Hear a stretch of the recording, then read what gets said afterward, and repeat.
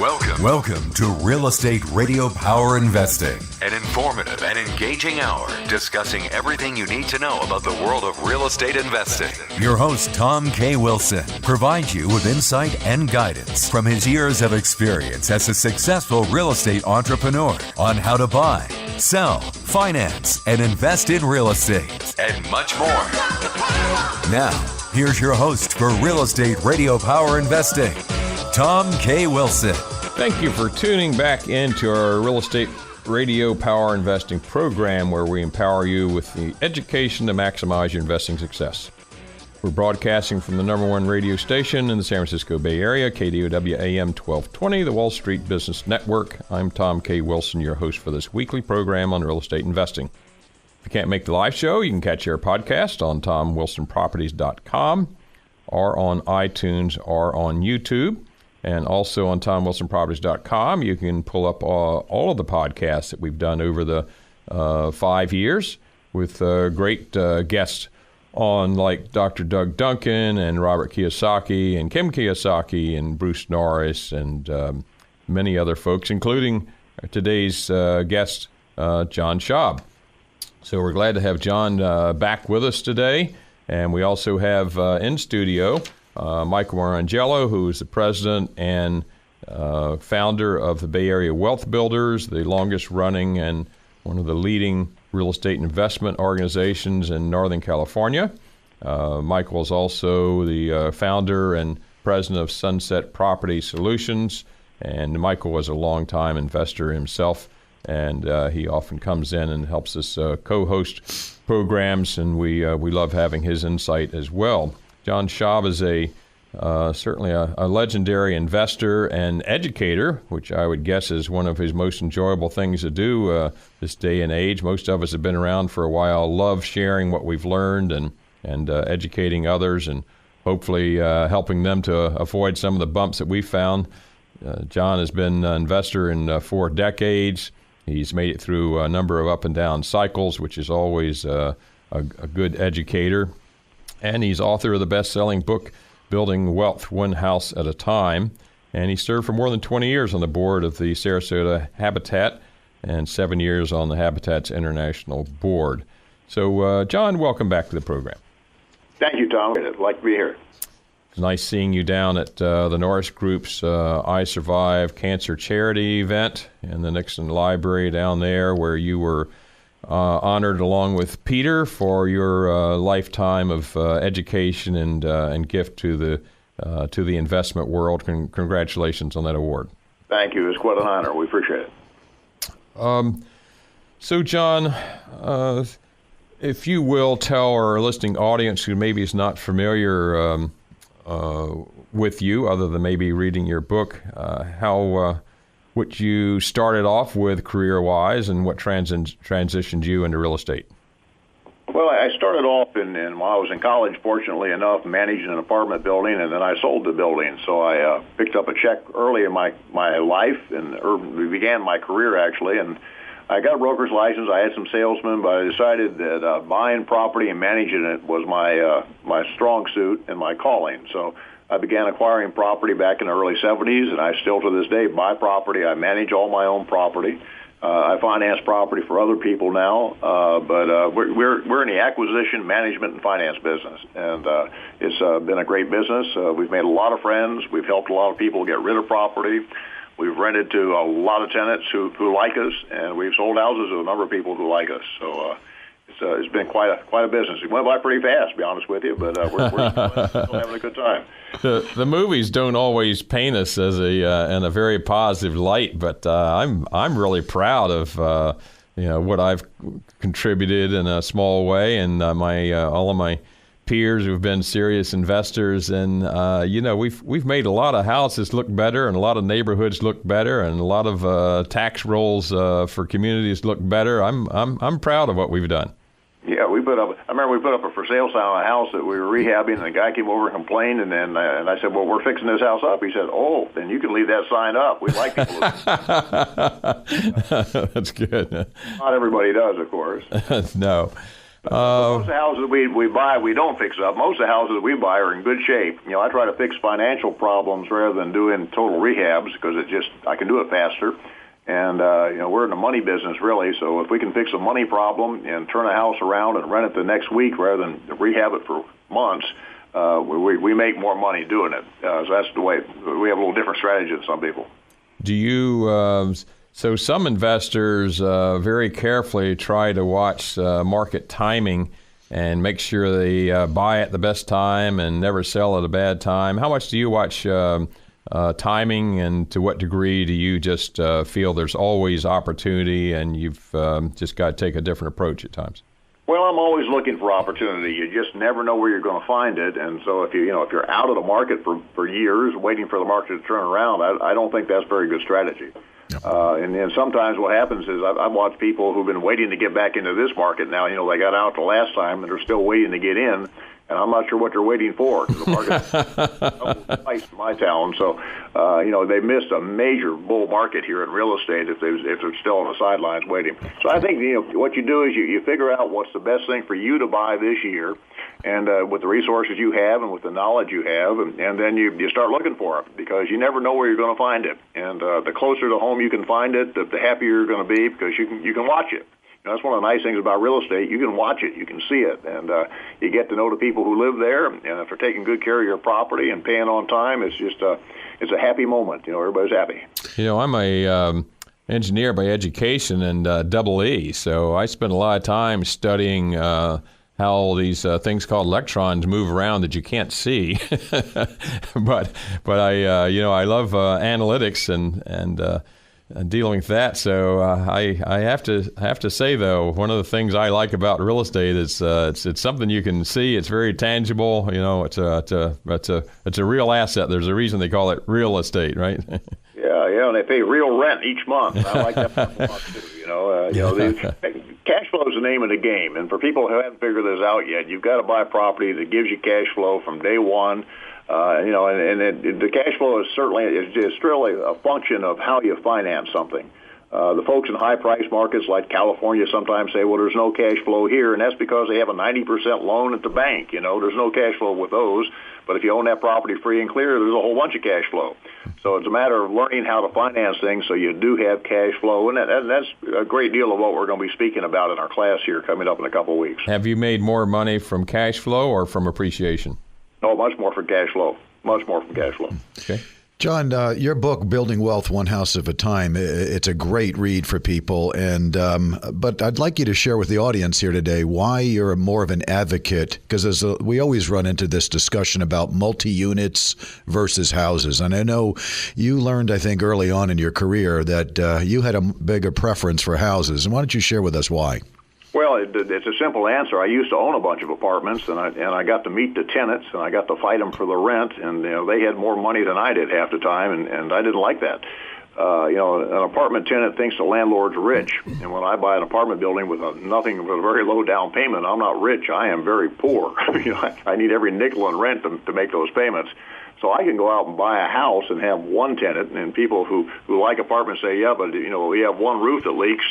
We have a whole bunch of tenants with one roof, and I say, yeah, but your one roof costs me a whole bunch more than my house roof. But the short answer is, Mike, I've tried both, and there's a couple reasons. The tenants are certainly the big reason because there's more turnover in an apartment building, so the landlord has to work more. The second reason is if you're going to sell an apartment building, you're going to sell to another investor. And if you sell to another investor, they're going to try to get the best price they can and the best terms they can. So you won't make as much profit as you will if you buy a house and sell it to a user. I was selling a house to a user not long ago, and they were looking through the house, and they were on their cell phone talking to me. I don't show houses. They were out just looking at it. And I could hear the wife saying, I love this house. Well, that's exactly who you want to sell to, somebody who loves your house. And you don't find investors very often say, I love this apartment building. They're just in it for the money and the cash flow and the rate of return. So it's a whole different negotiation when you sell a house. Plus, there's a lot less turnover, I would think, with houses than there is with apartments. And my average house tenant stays almost 10 years. My average apartment tenant would stay just about a year. If we got 2 years out of an apartment tenant, we were happy. sometimes we only got 3 or 4 months and they leave. So you're absolutely right, and it's the turnover that wears you out as a landlord. If you have tenants moving in and out all the time, you have to go to work all the time, fixing that house up and renting it again. And just the rent-up process takes some time, because sometimes I'll interview a dozen people before I rent to one, and that takes some time. John, a moment ago you talked about high-cost areas and, again, cash flow being difficult to achieve in these type of areas. Owning a home with no debt on it, or equity financed, if you will, would be pure cash flow. And so I guess what you're alluding to, maybe for the benefit of our audience, is maybe bringing in a partner or a JV partner or somebody that might put up the capital so that the property can be owned free and clear?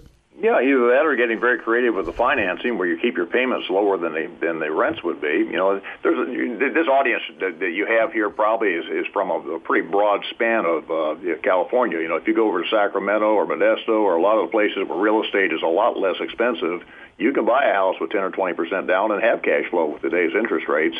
In the high-priced places, Marin in the Bay Area, it's much more of a challenge if you're going to get a bank loan. But if you syndicate it, if you bring in a couple of investors and pay cash for the property, and you end up with 10 or 20 or 30% of it, 30% of a free and clear house will produce a bunch of cash flow. I do feel that in a high-end area like San Francisco, Silicon Valley, and so forth, that you're a little bit more susceptible to the markets going up and down. Now, of course, if it's cash flowing, it'll keep cash flowing. But that to me gets a little risky when you get these areas that have these big roller coaster cycles. I remember you told me once that you ask people sometimes if they like roller coasters, and and they say yes, and you say, well, you're going to love real estate, right? Well, we've had some real cycles in Florida, probably as wild as anybody in the country. Yep. Prices drop in half, which is pretty hard to beat.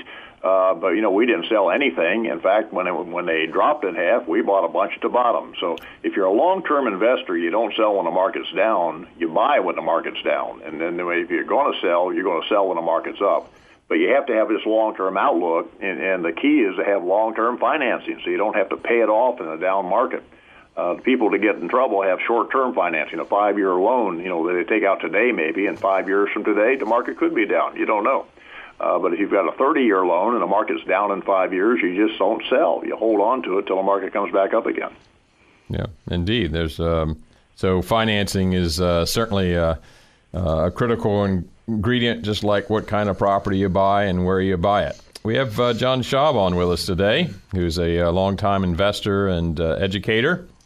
And he's going to be up here in the Bay Area for a workshop and a presentation that we'll tell you about in a moment after we come back from the break. This is our Real Estate Radio Power Investing on KDOW AM 1220, the Wall Street Business Network. And we have co-hosting with us in studio today, Michael Marangello. And we'll be back in a moment. Stay with us.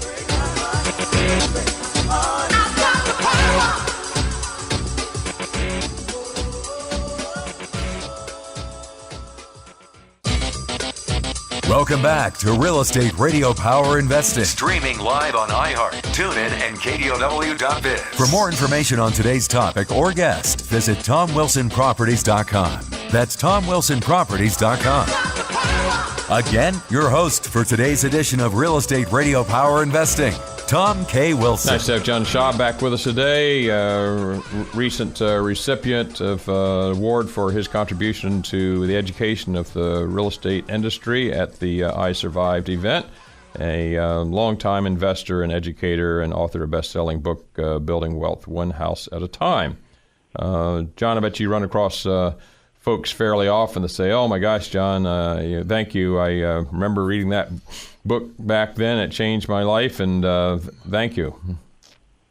Well, I do. Sometimes I just read it last week. We're still selling them. Oh, good.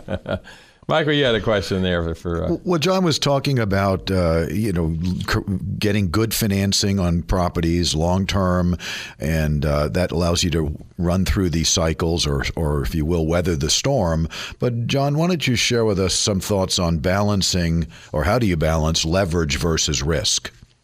Well, leverage is the key to making a lot of money in real estate. I mean, Donald Trump is a terrific example. I doubt he puts any of his own money in any deal. So you're talking about nothing down across the board, or maybe less than nothing down. I bet he pulls money out of half of his deals before he closes on them. But, it takes a pretty bright and great plan to do that, a great bright investor and a great plan to do that. And I'm not suggesting to new people that they either try to buy things with nothing down or pull money out when they buy, because you have you have a lot of risk when you borrow the whole purchase price or close to it. But the risk is balanced by a couple things. Number one, who you borrow from.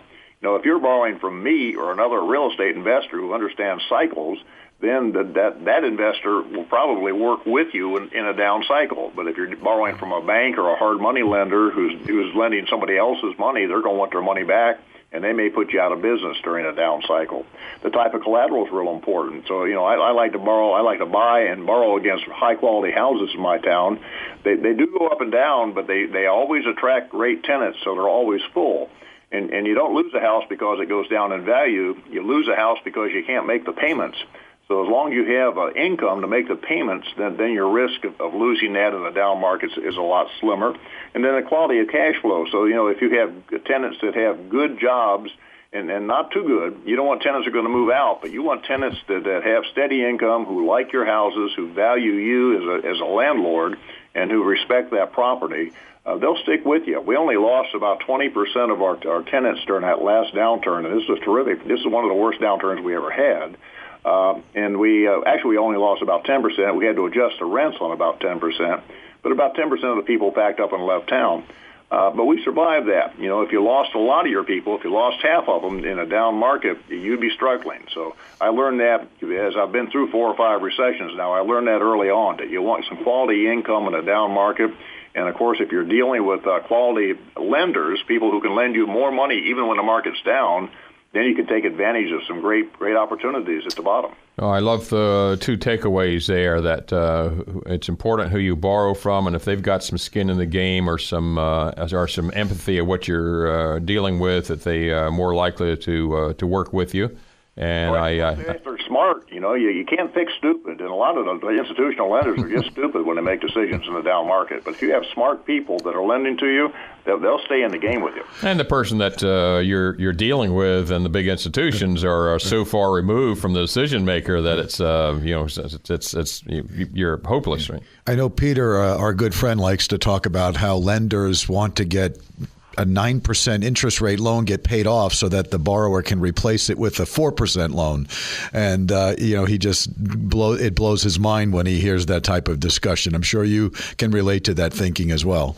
Yeah, a lot of the properties we buy in down markets are from people who are in financial trouble, and if their lender would just work with them, they'd survive. But the lenders won't work with them. They just kick them out of the houses. It's not good business. It's not smart. But like I say, you can't fix stupid, and that gives us a big advantage in this business.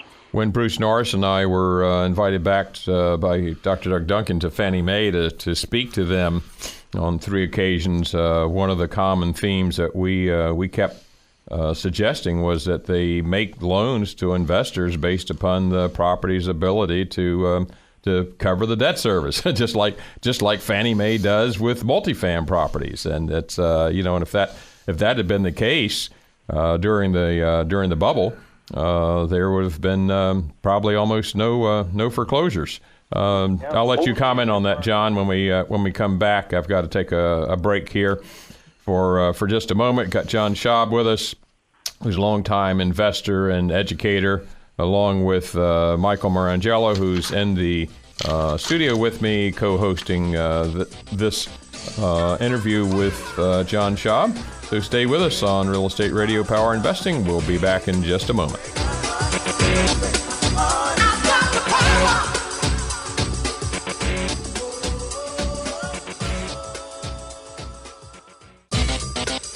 Welcome back to Real Estate Radio Power Investing. Streaming live on iHeart, TuneIn, and KDOW.biz. For more information on today's topic or guest, visit TomWilsonProperties.com. That's TomWilsonProperties.com. Again, your host for today's edition of Real Estate Radio Power Investing, Tom K. Wilson. John Schaub with us today, and my co-host today is Michael Marangelo in studio with me. John, another takeaway from that last segment, which I thought was really important for people to get, is that you don't lose a property because the price goes down. You lose a property when you can't make the payments, right? That's right. Right. And unfortunately, we talked about the banks are a great deal of the problem because they're just inflexible. So that's why I've never borrowed money from a bank in my life to buy a piece of real estate, and never will, for a lot of reasons. But one of them was they wouldn't lend to me when I started, so I had to come up with different ways to buy real estate. But then once they would lend to me, I started reading the paperwork they wanted me to sign, and they want to be able to take everything you own if you don't pay them. And that's not my plan. My plan is if I can't pay you, you can have that one property back, but you can't come after all the rest of the property I have. Mm-hmm. So you also have a lot more flexibility with how you borrow when you're not dealing with the banks, because they're pretty inflexible in their loan terms and the guarantees they want you to sign. Well, John, I have to say that most of my houses are financed with private money as well. However, I do have some that take advantage of those 30-year low-interest debts. Don't you like that low debt service? Yeah, cheap interest rates is worth something to me, but our investor money's at 5%, so that's not far off of what you're getting at the bank. So I think if you go get an investor loan at the bank today, you probably pay 5 or 6%. The 4% rate they'll offer to homeowners with good credit is pretty hard for an investor to get. But it's even if I had to pay 2 or 3% more to a private investor who would stick with me during down terms, it'd be worth it. I would be delighted to pay a little higher interest rate to somebody who will stick with me than to go to a bank. But John, I had someone ask me the other day who was a new investor. He says, "Oh my gosh, I want to get involved in this, but good golly, if the rates go up to like 5%, it won't work, will it?" Most of the houses we bought back in the 70s, 80s, and 90s had rates some of them had rates as high as 14% on them when we just took subject to those loans, a lot of builder inventory. But we bought dozens and dozens of houses at high rates. I was just in a conversation with a young lady who was buying a house at 4% interest rate, and I turned to her parents who were in the room. I said, "What did you guys pay when you first bought your house?" They said 9%, and the girl about fell off her chair. She said, "How did you afford it?" A lot of people afforded 9%, and I've been telling people this for years. If interest rates go up, real estate prices won't go down. People will pay 7, 8, 9%, and prices will keep going up because the value of owning a house is more than just a financial value.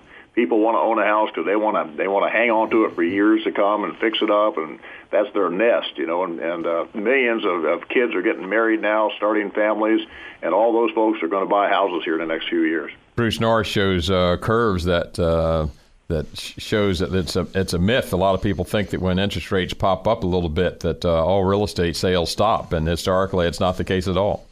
No, back in the 70s, I don't want to go back that far, but rates went up 6 or 8% and prices doubled. So, inflation drives interest rates up. I'm a lender, and if you come to me and want to borrow money and we have inflation, I'm going to charge you a higher interest rate just because we have inflation. But inflation also drives prices up. So, house prices will be going up right along with our interest rates. Yep. And so you like private money because it's more negotiable, and they'll work with you if there's a problem. Yeah, and I'm on both sides of that. I'm an investor with money in the bank, so when somebody comes to me and wants to borrow some money, I'd rather make a loan to somebody who's going to buy a house than leave my money in the bank. I get a better rate of return. I feel like there's a little risk to it, but not a lot of risk. And the most of the risk when I make a loan is I'm not going to get my money back for a year or 2 or 3 or however long the term that is, and I might find a better deal. But, that's an acceptable risk. Okay, we'll be back with John here in just a moment after a short break on Real Estate Radio Power Investing on KDOW AM 1220, the Wall Street Business Network. Stay with us, and we're going to ask John what quality and kind of houses he likes to buy.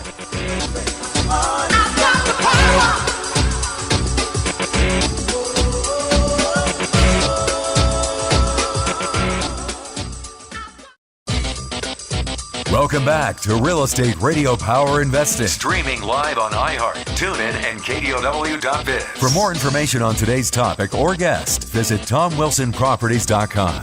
That's TomWilsonProperties.com. Again, your host for today's edition of Real Estate Radio Power Investing, Tom K. Wilson. John Schaub with us today, and also Michael Marangelo, who's in the studio with us. If you happen to be listening to this podcast or broadcast before the end of October, we've got some events for you to come, so you can get some more time with John Schaub and Peter Fortunato. Go ahead, Michael, tell them about that. Well, we're very fortunate to have both John and Peter come visit the West Coast and the Bay Area. I like to call it a twofer because we're getting both of them to come together. But they'll be visiting the Bay Area Wealth Builder meeting Thursday night, October 19th. And that'd be a wonderful opportunity for folks to come out and catch them. They can find information about that meeting at our website, which is www.bawb.info. Again, that's www.bawb.info, or they can call the information line, which is 707-996-6411. Again, 707-996-6411. And then John and Peter are going to be doing a rather unique class called Bust, Booms, and Beyond.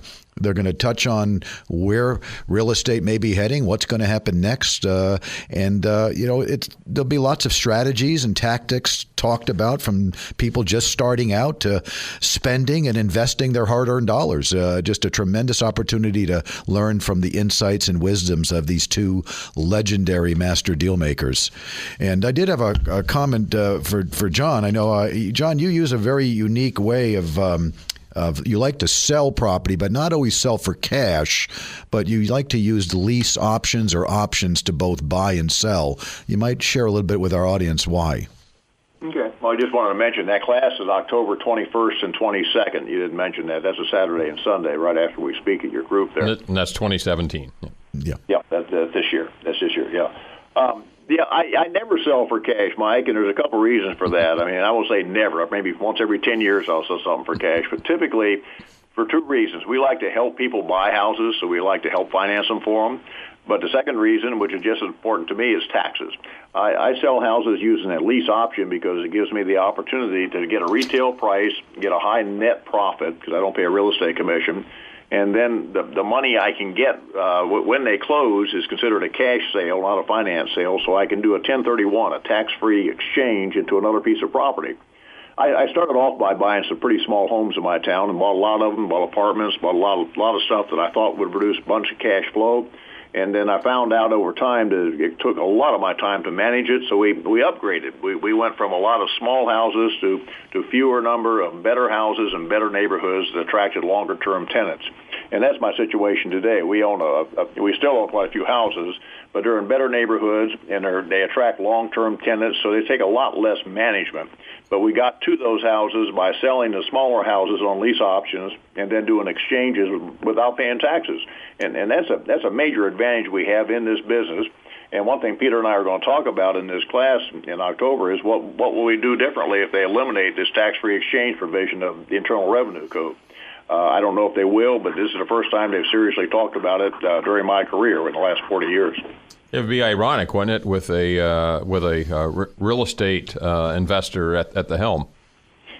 Yes, it would. And I'm not really worried about it happening, but it could happen. And one thing we've learned in this business is sometimes you just don't see changes coming. The tax law change in '86 made a big difference in real estate. They eliminated deductions for a whole bunch of people, and it hurt the market, especially the higher price investment type properties.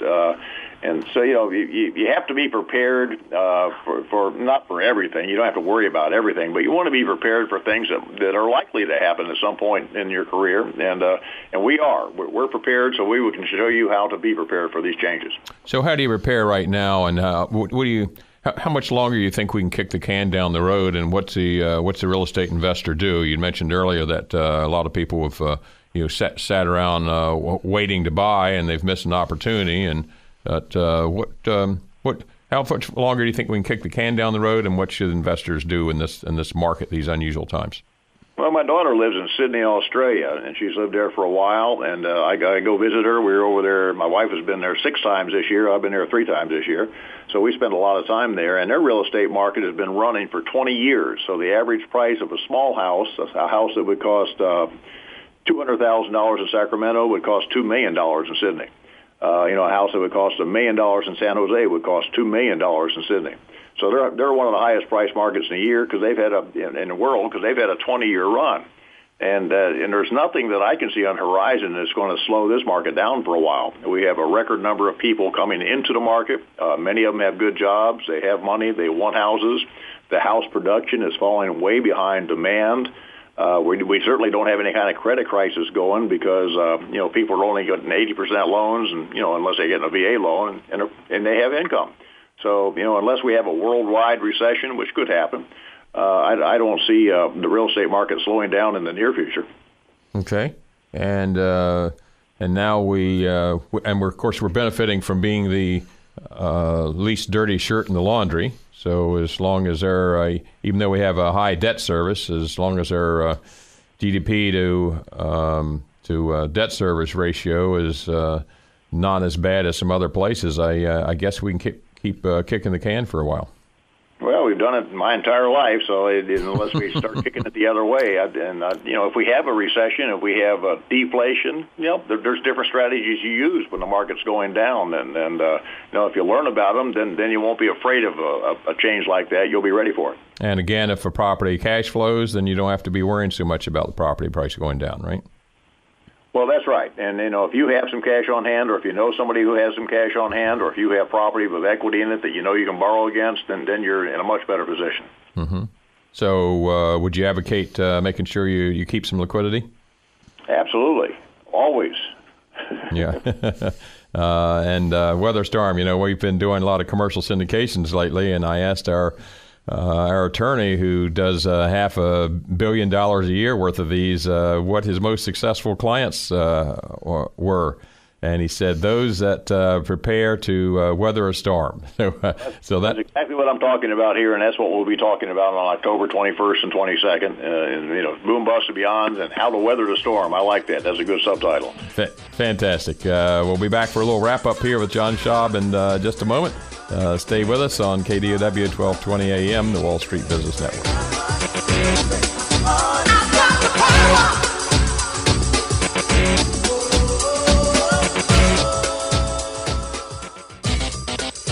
Welcome back to Real Estate Radio Power Investing. Streaming live on iHeart, TuneIn, and KDOW.biz. For more information on today's topic or guest, visit TomWilsonProperties.com. That's TomWilsonProperties.com. Again, your host for today's edition of Real Estate Radio Power Investing, Tom K. Wilson. Nice to have John Schaub with us today. And if you're listening to this podcast or broadcast before October 19th or 21st, Michael, just tell them again how to get access to more information with John. Yeah, thanks, Tom. Both John Schaub and Peter Fortunato, as I said, a twofer. They're going to be in town on Thursday, October 19th at the Bay Area Wealth Builder meeting. That's a real treat for people to come out and listen and learn from the both of them. We believe in education for both the beginning and seasoned real estate investor. And then, of course, John and Peter are going to teach a fabulous class on the Saturday and Sunday, October 21st and 22nd at the South San Francisco Conference Center. It's called Bus, Booms, and Beyond. What's going to happen next for real estate, for you and for others? There's a lot of changes that could be impacting us, and John and Pete will share a lot of their insights on how to protect yourself moving forward. All that information can be found on our website, www.bawb.info. That's www.bawb.info, or just call the info line 707-996-6411. I'll repeat, 707-996-6411. And let me just leave you and the audience with this thought, and I'm sure John would agree with this. Benjamin Franklin had once said that an investment in education always pays the best interest. And I'm sure John would agree with that. Yes, and the other thing is be prepared. You just never know what's happening next, and we're always try to think out 5 years and come up with strategies that'll work no matter what happens during the 5-year period of time. So that's what we'll be sharing with the folks that come to the class, how to buy things today and how to buy things if things change. And John, in addition to sharing your knowledge so much over the years with speaking engagements and your book and so forth. I'm sure you still keep getting educated yourself and learn new things all the time.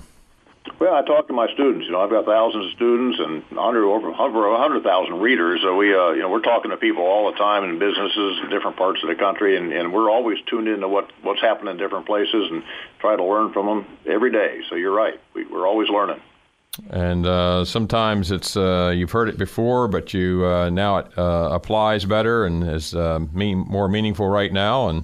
And sometimes you can go to an event, I find, or some education, and I only have one or two takeaways, and I make money from it. Well, if you're in the business, you'll make money from this seminar, and if you're just getting started, we'll help you go in the right direction. John, thanks so much for being on. We look forward to you coming back to the Bay Area and the workshop and the evening there at BAWB. Appreciate having you. And this is Real Estate Radio Power Investing. Go to TomWilsonProperties.com and you can sign up for a weekly newsletter on what's going on in the world of real estate and the U.S. and the world of economics that applies to it. Also, there's a lot of information on the website, including all the podcasts that we've had over the 5 years with experts like John Schaub. And also, by signing up, you get access to commercial syndication deals that are only available to our clients who are on our client base. So thanks again to John, and we look forward to having all of you back on the next podcast. Remember, the only thing that matters is what you do next.